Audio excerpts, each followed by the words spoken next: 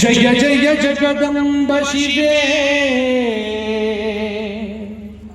जय जय कामाक्षी जय जय त्रिसुते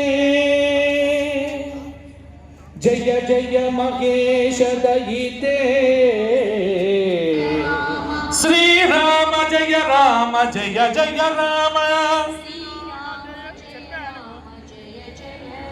श्री राम जय जय राम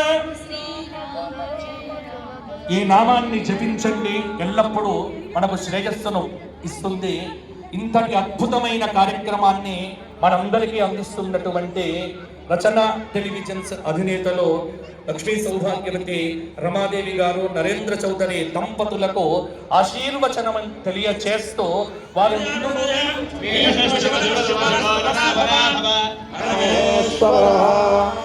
ओम भोव ज्योति नमस्तुभ्यं आत्मज्योति प्रकाशका यावत् पूजां करिष्यामि तावत् त्वं सुस्थिरो भव देवराजाय नमः आचम्य ओम केशवाय स्वाहा ओम नारायणाय स्वाहा ओम माधवाय स्वाहा ओम गोविंदाय ఉన్నటువంటి అజ్ఞానాన్ని పోగొట్టారు.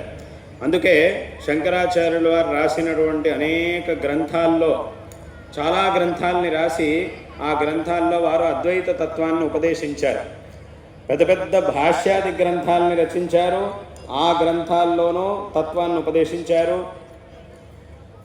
అనేక ప్రకరణ గ్రంథాలని రచించారు. ఆ ప్రకరణ గ్రంథాల్లోనూ తత్వాన్ని ఉపదేశించారు.